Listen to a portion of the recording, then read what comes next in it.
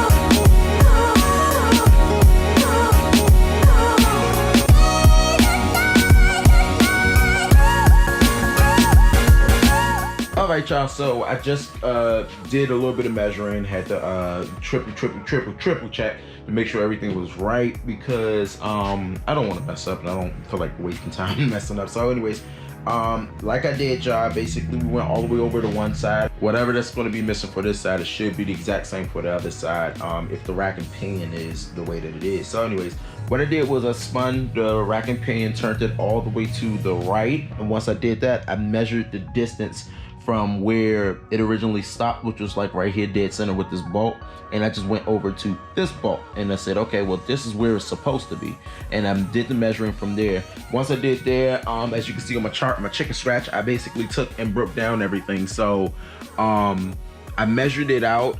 This is completely wrong, don't worry about that. Matter of fact, we can just take that off. Anyways, measured it out, try to figure out what it was. So the thread on there is the M14 1.5, so I had to go get a die set for that, so I got that. So what we're going to do, basically, we're just going to make this adapter, right? So the adapter is going to go like this. We're going to thread this M14 by 1.5, and then I'm going to get like a nut, a big nut that I can then just bore out the hole and just weld that right onto it, so that'll act as my stopper, because as you guys can see, the end of it is more so like a stopper where to keep from going, you know. So what I'm gonna do is I'm gonna get a big nut and weld that on, and that's gonna also act so that way I can take it off if I needed to.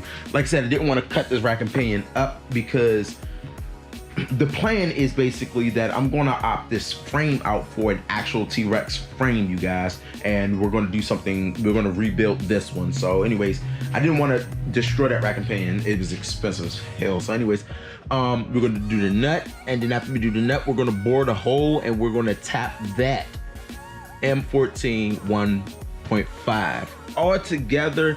That whole thing should add up to about 58.66 millimeters. Now that's crazy, because if I go to my calipers and I pull that, you know, we can find that out real quick. 58, around 58, we're gonna guesstimate. All right, so boom, on both sides, right? Somewhere around there. So it's gonna be both of those on both sides. So what we're gonna do is, I broke it down. The thread needs to be about 15.23 millimeters. Then we need to do the base, which is basically, it's the small little piece that goes inside right here, this little piece right here. That's 5.24.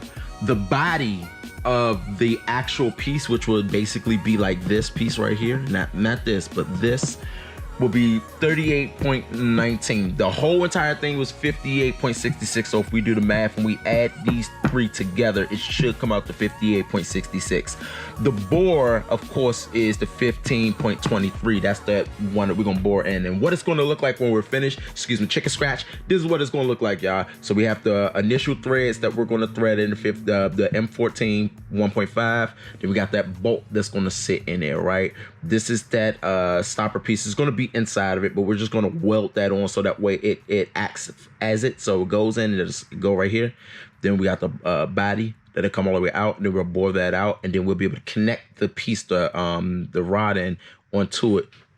The tie rod, I'm sorry. We'll be able to connect the tie rod onto it, and once we do that, that should give us the distance that we're looking for, and which should put this pivot point where it should be, I'm gonna say should be, for the frame that I made, you guys.